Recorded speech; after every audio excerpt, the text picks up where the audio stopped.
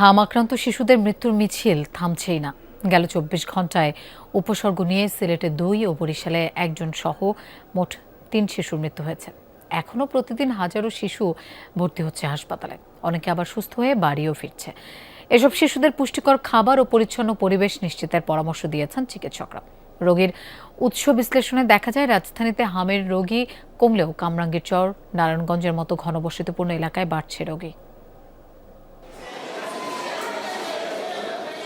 নির্জীব নিস্তেজ শিশুরা লড়ছে হামের সঙ্গে। বিশেষ করে শিশুদের জন্য প্রাণঘাতী হয়ে ওঠা এই রোগে ভয়ানক হারে আক্রান্ত হচ্ছে ছোট ছোট বাচ্চারা। মহাখালীর ডিএনসিসি হাসপাতালটির ২য় ও ৩য় তলায় দেখা যায় হাম আক্রান্ত শিশুদের। বেশিরভাগই নিম্নবিত্ত পরিবার থেকে আসা। ছোঁয়াচে এই রোগে আক্রান্ত হয়ে কাতরাচ্ছে হাসপাতালে। শরীরে লাল লাল দাগ দেখা দিয়েছে। পরে আমরা শিশু হসপিটাল গিয়েছিলাম, ওইখান থেকে বলছে যে আপনারা সরাসরি ডিএনসিসি হসপিটাল চলে যান। ৬ তারিখে রাত্রে ভর্তি হয়েছি, আজকে ৬ দিন থাকা পড়ব। জরুরি বিভাগ থেকে ২-৩ বার ওষুধ দিচ্ছি, নেওয়ার পরে কিচ্ছু হয় নাই। পরে বাসায় গেছে শুক্রবারের দিন। এখন বাসায় দেখি কি মুখ দিয়ে ঘামাসের মতো উঠছে।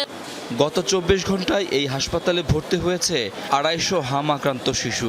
সম্প্রতি রাজধানী থেকে হাম আক্রান্ত ভর্তির সংখ্যা কমলেও ঘনবসতিপূর্ণ এলাকা থেকে রোগী আসা বেড়েছে। ঢাকার বাইরে থেকে যেসব রোগী ভর্তি হচ্ছে তাদের বেশিরভাগই স্থানীয় হাসপাতালগুলো থেকে উন্নত চিকিৎসার জন্য এসেছে। কামরাঙ্গীরচর রনি মার্কেটে থেকে আমরা আসছি, আবার ওরা ওইখানেতেই আসছে। জ্বর ছিল, তারপরে পাতলা পায়খানা, বমি, পরে হাম।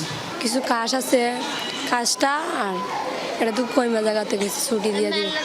শুধু শিশুরাই না, প্রাপ্তবয়স্কদেরও হচ্ছে হাম। টিকা নেয়ার বয়স ৯ মাস হলেও এর চেয়ে কম বয়সীরাও আক্রান্ত হচ্ছে।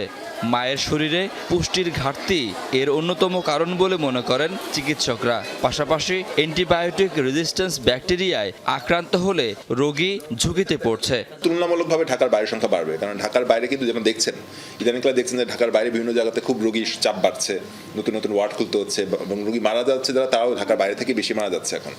আক্রান্ত শিশু সুস্থ হওয়ার পরও সতর্ক থাকতে হবে। পুষ্টিকর খাবার ও বাচ্চাদের পরিষ্কার পরিচ্ছন্ন রাখার পরামর্শ চিকিৎসকদের। শাকিল হাসান, যমুনা নিউজ, ঢাকা।